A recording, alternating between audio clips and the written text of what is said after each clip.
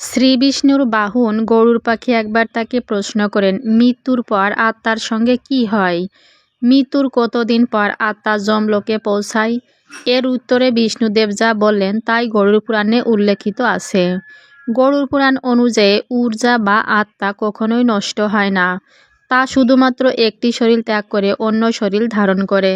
এই ঊর্জা যখন শরীর থেকে বের হয় তখন তা ধোঁয়া বা কুয়াশার মতো হয়ে থাকে। গরুর পুরাণে বর্ণিত হয়েছে, শরীর থেকে বের হয়ে আত্মা কিছুদিন অচেতন অবস্থাতে থাকে। এই সময় আত্মা খুবই দুর্বল থাকে।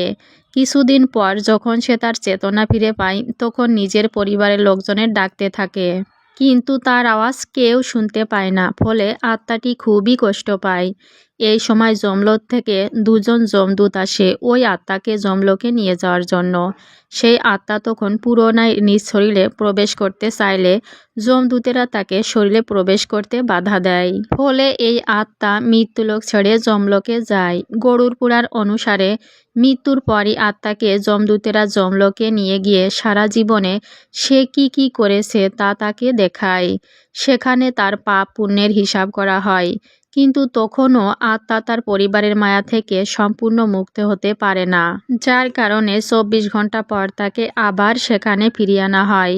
এরপর 13 দিন সেই বিদেহী আত্মা সেখানে ঘোরাফেরা করেন এবং নিজের কাছের মানুষের ডাকতে থাকেন, কিন্তু দেহ না থাকায় তার আওয়াজ কেউ শুনতে পায় না।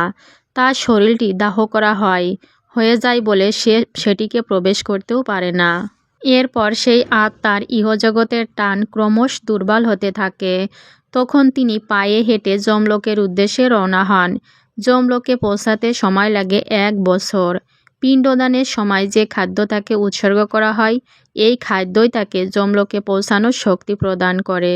কিন্তু যার পিণ্ডদান করা হয় না তাকে যমদূতেরা টেনে হিঁচড়ে যমলোকে নিয়ে যায়, যার জন্য তার প্রচণ্ড কষ্ট হয়। মানব জীবনের শেষ যজ্ঞ হলো অন্ত্যেষ্টিক্রিয়া। শাস্ত্র মতে সূর্যাস্তের পর কখনোই অন্ত্যেষ্টিক্রিয়া করা হয় না। এর কারণ হিসেবে মনে করা হয় রাত্রিবেলা স্বর্গের দ্বার বন্ধ হয়ে যায় এবং নরকের দ্বার খুলে যায়, তাই রাত্রে মৃতদেহ দাহ করা হলেও সেই ব্যক্তিরা আত্মা নরকে স্থান পায়। এই কারণে সূর্যাস্তের পর কোনো ব্যক্তির মৃত্যু হলে তার মৃতদেহ বাড়িতেই রাখতে হয়। তখন মৃতদেহর পাশে কাউকে না কাউকে উপস্থিত থাকতে হয়। গরুর পুরাণ অনুযায়ী মৃতদেহ একা ফেলে রাখলে তাতে অশুভ আত্মা প্রবেশ করতে পারে। এতে সেই পরিবারের ক্ষতির সম্ভাবনা হয়ে থাকে। তাই অন্ত্যেষ্টিক্রিয়া না হওয়া পর্যন্ত মৃতদেহ একা রাখতে নেই। মৃতদেহ একা পড়ে থাকলে তাতে যদি পচন ধরতে শুরু করে মানুষ তা উপলব্ধি করতে পারবে না। এছাড়াও মৃতদেহ অসুরক্ষিত অবস্থায় থাকলে তাতে পিঁপড়ে, পোকা, মাকড় বা অন্য কোনো জন্তু আক্রমণ করতে পারে। তাই মৃতদেহ একা ফেলে রাখতে নেই। কোনো ব্যক্তি পঞ্চক সময়কালে মারা গেলে সেই মৃত্যুকে পঞ্চক মৃত্যু বলা হয়। শাস্ত্রমতে মনে করা হয় কোনো ব্যক্তির পঞ্চক মৃত্যু হলে 2 বছরের মধ্যে তার পরিবারের 5 জন সদস্যের মৃত্যু ঘটবে। পঞ্চমকাল বা পঞ্চম যোগ হলো অত্যন্ত খারাপ সময় বা দোষ, যখন পঞ্চক নক্ষত্র যথা ধনিষ্ঠ, পূর্ব ভাদ্রপদ, শতভিষা, উত্তর ভাদ্রপদ এবং রেবতী নক্ষত্র, এই 5টি নক্ষত্র একত্রিত হয়। বৈদিক জ্যোতিষশাস্ত্র অনুসারে তখন পঞ্চমকাল গঠিত হয়। পঞ্চমকাল বা যোগ 5 দিন থাকে। এই সময় চাঁদের অবস্থান কুম্ভ এবং মীন রাশিতে হয়। এই সময়ে মৃতদেহ দাহ করা উচিত নয়। তবে মৃতদেহ যদি সৎকার না করে ফেলে রাখা হয় তাহলে তা পরিবেশ দূষণ ঘটায়। এই জন্য মৃতদেহ তাড়াতাড়ি সৎকার করে ফেলা উচিত। আবার অনেকের শ্বাস রোগে মৃত্যু ঘটে। মৃতদেহ দাহ করা হলে সেই সব রোগ জীবাণু আগুনে ধ্বংস হয়ে যায়। প্রাচীন দর্শন অনুযায়ী সমগ্র বিশ্ব তথা মানবদেহ 5টি ভূত বা উপাদান দ্বারা তৈরি। একে পঞ্চভূত বলা হয়। ক্ষিতি অর্থাৎ মাটি, অপ অর্থাৎ জল, তেজ বা আগুন, মরুদ বা বাতাস, বোম বা আকাশ হলো এই পঞ্চভূত। সব দাহ করার মাধ্যমে দেহকে এই 5টি উপাদানেই বিলীন হয়ে দেওয়া হয়। মৃত্যুর পর আত্মাকে যমদূতেরা যমলোকে নিয়ে যায়। এই যমলোকে পৌঁছানোর জন্য বৈতরণী নদী পার করতে হয়। গরুড় পুরাণ অনুসারে যমলোক থেকে ৮৪,০০০ যোজন দূরে বৈতরণী নদী প্রবাহিত হয়। তবে এই নদীতে জলের বদলে আছে রক্ত, পুষ, ভয়ঙ্কর জীবজন্তু, কুমির ও শকুন।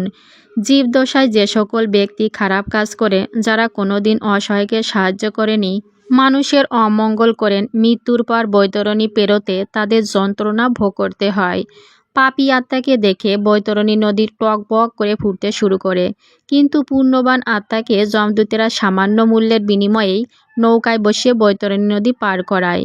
পুণ্য আত্মা বৈতরণী পেরোনোর সময় এই নদী শীতল হয়ে যায়। যে ব্যক্তি তার জীবদশায় ধর্মের পথ অনুসরণ করেন, অসহায় ও দরিদ্রের সাহায্য করেন, তারা সহজেই বৈতরণী নদী পার হয়ে যান। মনে করা হয় কালো গরুর লেজ ধরে এই নদী পার করতে হয়। এজন্যই অনেকে শ্রাদ্ধে কালো গরু দান করেন। বৈতরণী নদী পার করার পর যমলোকে যাওয়ার জন্য ৩টি পথ বা মার্গ থাকে। আত্মা কোন মার্গে যমলোকে পৌঁছাবে তা নির্ভর করে জীবদশায় মানুষ কী কর্ম করে তার উপর। এই ৩টি মার্গ হলো অর্জি মার্গ, ধূম মার্গ এবং উৎপত্তি বিনাশ মার্গ। অর্জি মার্গ হলো ব্রহ্মলোক এবং দেবলোকে যাত্রার মার্গ। ধূম মার্গ পিতৃলোকের যাত্রার মার্গ এবং উৎপত্তি বিনাশ মার্গ হলো আত্মার নরক যাত্রার মার্গ। তবে এই ৩টি মার্গে সকল আত্মাকে কিছুকাল বসবাস করতে হয়। যে সমস্ত ব্যক্তি ভালো কাজ করেছেন তারা স্বর্গে যান। পাপী লোকেদের নরকে পাপের শাস্তি ভোগ করতে হয়। এরপর আবার মৃত্যুলোকে অর্থাৎ পৃথিবী লোকে কর্ম অনুসারে ভিন্ন যোনিতে জন্ম নিতে হয়। মোট ৮৪ লক্ষ যোনিতে আত্মাকে জন্ম নিতে হয়। ৮০ লক্ষ বার বিভিন্ন যোনিতে জন্মানোর পরে অবশেষে আত্মা মানুষ্যরূপে জন্মগ্রহণ করে। এর মধ্যে ২০ লক্ষ বার জন্ম হয় বৃক্ষ যোনিতে। এই জন্মে রোদ, ঝড়, বৃষ্টিতে তাকে নানা রকম কষ্ট সহ্য করতে হয়। ৯ লক্ষ বার জন্ম হয় জলচর হিসেবে। এই রূপে একজনের মাংস আরেকজন ভক্ষণ করে জীবন ধারণ করে। কৃমি বা কীটপতঙ্গ জনিতে ১১ লক্ষ বার জন্ম নিতে হয়। ১০ লক্ষ বার পাখি রূপে এবং পশু জনিতে জন্ম হয় ৩০ লক্ষ বার। তারপর মানব রূপে জন্ম হয় ৪ লক্ষ বার। যতদিন না এই কর্মফল ভোগ সম্পন্ন হয় ততদিন তাকে জন্ম নিয়ে এই পৃথিবীতে আসতে হয়। কর্মফল ভোগ শেষ হলে সে মোক্ষ লাভ করে, অর্থাৎ ভগবানের কাছে চলে যায়। কমেন্টে সবাই একবার বলুন রাধে রাধে।